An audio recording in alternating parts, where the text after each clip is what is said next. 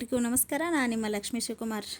ಇದು ನಮ್ಮ ತ್ರಿಷಾಂದ birthday log ಆಗಿರುತ್ತೆ. ಸ್ವಲ್ಪ ಅಪ್ಲೋಡ್ ಮಾಡೋದು ಲೇಟ್ ಆಯಿತು, ಯಾಕಂದರೆ ಎಡಿಟ್ ಮಾಡೋಕ್ಕಾಗಿರಲಿಲ್ಲ. ನಮ್ಮ ತ್ರಿಷಾನ್ ಬರ್ತ್ಡೇ ದಿನ ನಾವು ಒಂದು ದೇವಸ್ಥಾನದಲ್ಲಿ ಪೂಜೆ ಇಟ್ಕೊಂಡಿದ್ದೇವೆ. ಹೀಗಾಗಿ ಎಲ್ಲರೂ ಬೇಗನೆ ಎದ್ದು ದೇವಸ್ಥಾನಕ್ಕೆ ಹೋಗ್ತಾ ಇದ್ದೇವೆ. ಊರಿಂದ ಎಲ್ಲರೂ ಬಂದಿದ್ದರು, ಅಮ್ಮ, ಅತ್ತೆ, ಅಣ್ಣ, ವೈನಿ. ನಾವು ಪೂಜೆ ಇಟ್ಕೊಂಡಿರೋ ದೇವಸ್ಥಾನ ಬಂದು ಬೂದಿಯಾಳ ಯಲ್ಲಮ್ಮ ಅಂಥೇಳಿ. ಇದು ನಿಡಗುಂದಿಯಿಂದ 5 ಕಿಲೋಮೀಟ್ರ್ ಆಗುತ್ತಾ. ಬರ್ತ್ಡೇ ಆ್ಯನಿವರ್ಸರಿ ಏನಾದರೂ ಸ್ಪೆಷಲ್ ಡೇ ಇದ್ದಾಗ ಈ ಥರ ದೇವಸ್ಥಾನಕ್ಕೆ ಬಂದರೆ ಏನೋ ಒಂಥರ ನೆಮ್ಮದಿ ಸಿಗುತ್ತಾ. ಹೀಗಾಗಿ ನಾವು ಕೂಡ ತ್ರಿಷಾನನ ಬರ್ತ್ಡೇಕ್ಕೆ ಇಲ್ಲಿ ಪೂಜೆಯನ್ನು ಪ್ಲ್ಯಾನ್ ಮಾಡ್ಕೊಂಡಿದ್ದೇವೆ ಮೊದಲೇ. ಹೀಗಾಗಿ ನಾವಿಲ್ಲಿ ದೇವಸ್ಥಾನಕ್ಕೆ ಬಂದಿದ್ದೇವೆ. ಯಾಕಂದರೆ ನಾವಿರೋ ಪ್ಲೇಸಿಂದ ಸ್ವಲ್ಪ ಇದು ನಮ್ಮ ನಿಯರ್ ಆಗುತ್ತಾ. ಈ ಟೆಂಪಲ್ಲ same to same Saundatti Yellamma copy ಇದೆ. ಅಲ್ಲಿ ಯಾವ ಥರ ಇದೆ ಇಲ್ಲಿ ಸೇಮ್ ಅದೇ ಥರನೇ ಇದೆ, ಎಲ್ಲ ಆಚಾರ ವಿಚಾರ ಪದ್ಧತಿ. ನಾವು ಕೂಡ ದೇವಸ್ಥಾನಕ್ಕೆ ಬಂದೇವಿ. ಲೇಟ್ ಆದರೆ ರಶ್ ಆಗುತ್ತೆ ಅಂತ ಹೇಳಿ ಬೇಗನೆ ಬಂದಿದ್ದೇವೆ. 9 ಗಂಟೆಗೆಲ್ಲ ನಾವು ದೇವಸ್ಥಾನಕ್ಕೆ ಬಂದಿದ್ದೇವೆ. ಆದರೂ ಕೂಡ ದೇವಸ್ಥಾನದಲ್ಲಿ ತುಂಬ ರಶ್ ಇತ್ತು. ಪೂಜೆಗೆ ಬೇಕಾಗಿರೋ ವಸ್ತುಗಳನ್ನೆಲ್ಲ ನಾವು ಬೇಗನೆ ಬಂದು ಕೊಟ್ಟು ಹೋಗಿದ್ದೇವೆ. ಪೂಜೆ ಲೇಟ್ ಆಗುತ್ತೆ ಅಂತ ಹೇಳಿದರು, ಮತ್ತು ಅವ್ರು ನಮಗೆ ಗರ್ಭಗುಡಿಯಲ್ಲಿ ಬಿಡೋದಿಲ್ಲ ಅಂತ ಹೇಳಿದರು. ಇಲ್ಲಿ ಗರ್ಭಗುಡಿಯಲ್ಲಿ ಪೂಜಾರಿಗೆ ಮಾತ್ರ ಅಲವ್ ಇರುತ್ತೆ. ಹೀಗಾಗಿ ನಾವು ಪೂಜೆ ಮುಗಿದ ಮೇಲೆ ಬರ್ತೇವೆ ಅಂತ ಹೇಳಿ ಮನೆಗೆ ಹೋಗಿ ರಿಟರ್ನ್ 9 ಗಂಟೆಗೆ ಬಂದಿದ್ದೇವೆ. ಯಾಕಂದರೆ ಇದು ನಮ್ಮ ಪ್ಲೇಸ್ ನಿಯರ್ ಆಗೋದ್ರಿಂದ.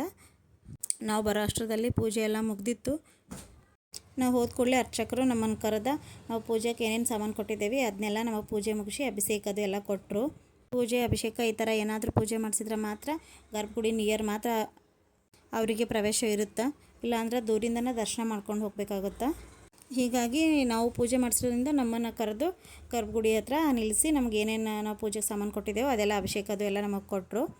ಅದನ್ನೆಲ್ಲ ತೊಗೊಂಡು ನಾವು ಇಲ್ಲಿ ನಮ್ಮ ತ್ರಿಷಾನ್ ಬರ್ತಾರೆ ಇರೋ ಕಾರಣ ಎಲ್ರಿಗೂ ಸ್ವೀಟ್ ಹಂಚ್ಬೇಕಂತೇಳಿ ಒಂದು ಸ್ವಲ್ಪ ಸ್ವೀಟ್ ತೊಗೊಂಡು ಬಂದಿದ್ದೇವೆ. ಹೀಗಾಗಿ ಎಲ್ರಿಗೂ ಸ್ವೀಟ್ ಹಂಚ್ತಾ ಇದ್ದೇವೆ. ಈ ದೇವಸ್ಥಾನದಲ್ಲಿ ಮಂಗಳವಾರ ಮತ್ತು ಶುಕ್ರವಾರ ದೇವಿ ವಾರ ಅಂತ ಹೇಳಿ ಮಾಡ್ತಾರೆ. ನಮ್ಮ ತ್ರಿಷಾನ್ ಬರ್ತಾರೆ ಶುಕ್ರವಾರ ಇರೋದ್ರಿಂದ ಅವತ್ತು ದೇವಸ್ಥಾನದಲ್ಲಿ ಪೂಜೆಗಳು ಭಾಳ ಇರ್ತಾವೆ ಮತ್ತು ರಶ್ ಕೂಡ ಇರ್ತದೆ ಅಂತ ಹೇಳಿ ನಮಗೆ ಮೊದಲೇ ಅರ್ಚಕರು ಹೇಳಿದರು. ಹೀಗಾಗಿ ನಾವು ಬೆಳಗ್ಗೆ ಬೇಗನೆ ಬಂದಿದ್ದೇವೆ. ಆದರೂ ಕೂಡ ಟೆಂಪಲ್ನಲ್ಲಿ ತುಂಬ ರಶ್ ಇತ್ತು. ಅಲ್ಲಿ ಅರ್ಚಕರು ಹೇಳಿದರು ಹೋಗ್ತಾ ಇನ್ನೂ ರಶ್ ಆಗುತ್ತೆ ಅಂಥೇಳಿ.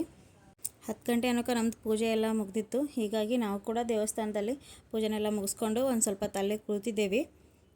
ಅಲ್ಲಿಂದ ನಾವು ಡೈರೆಕ್ಟಾಗಿ ಮನೆಗೆ ಬಂದು ಸ್ವಲ್ಪ ಹೊತ್ತು ರೆಸ್ಟ್ ಮಾಡಿ ನಾವು ಈ ಸಲ ಮಧ್ಯಾಹ್ನ ತ್ರಿಷಾನ್ಗೊಂದು ಸಿಂಪಲ್ಲಾಗಿ ಬರ್ಡೇ ಸೆಲೆಬ್ರೇಷನ್ ಇಟ್ಕೊಂಡಿದ್ದೇವೆ.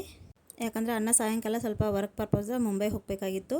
ಹೀಗಾಗಿ ಬೇಗನೆ ಬರ್ಡೇ ಎಲ್ಲ ಮುಗಿಸ್ಕೊಂಡು ಬಿಟ್ರೆ ಆಯಿತು ಅಂಥೇಳಿ ನಾವಿಲ್ಲಿ ಸಿಂಪಲ್ಲಾಗಿ ಫ್ಯಾಮಿಲಿ ಜೊತೆ ಅಷ್ಟೇ ಸೆಲೆಬ್ರೇಷನ್ ಮಾಡ್ತಿದ್ದೇವೆ.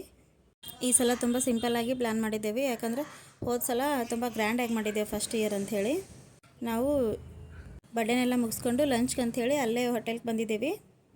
ನಮ್ಮ ನಿಡಗುಂದಿಯಲ್ಲಿ ಇರೋ ಹೋಟೆಲ್ಗಳಲ್ಲಿ ಇದೇ ಬೆಸ್ಟ್, ಸಾರ್ಥಕ್ ಹೋಟೆಲ್ ಅಂಥೇಳಿ. ಮೊದಲೇ ಲಂಚ್ ಪ್ಲ್ಯಾನ್ ಇಲ್ಲೇ ಮಾಡಿದ್ದೇವೆ. ಈ ಹೋಟೆಲ್ನಲ್ಲಿ ಸಣ್ಣ ಪುಟ್ಟ ಫಂಕ್ಷನ್ಗೆ ಪಾರ್ಟಿ ಹಾಲ್ ಕೂಡ ಇದೆ. ಲಿಮಿಟ್ ಅಂದರೆ 100 ಜನ ಮಾತ್ರ ಅಲ್ಲಿ ಹೋಗ್ಬೋದು.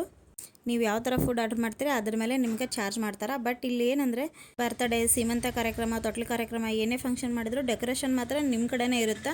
ನೀವೇ ಹೊರಗಿಂದ ಡೆಕೋರೇಷನ್ ಮಾಡಿಸ್ಬೇಕು, ಅದು ಇವ್ರ ಕಡೆ ಇರಲ್ಲ. ಓನ್ಲಿ ಪಾರ್ಟಿ ಹಾಲ ಮತ್ತು ಫುಡ್ಗೆ ಮಾತ್ರ ಇವ್ರು ಚಾರ್ಜ್ ಮಾಡ್ತಾರೆ. ಇದು ಕೂಡ ಹಾಲ್ 100 to 150 ಲಾಸ್ಟ್ ಲಿಮಿಟ್ ಇರುತ್ತೆ. ಇದು ಇವತ್ತಿನ ನನ್ನ ಲಾಗ್ ಆಗಿರುತ್ತೆ. ಇಷ್ಟ ಆದರೆ ಲೈಕ್, ಶೇರ್, ಕಮೆಂಟ್ಸ್ ಮಾಡೋದು ಮರಿಬೇಡಿ. Thank you for watching.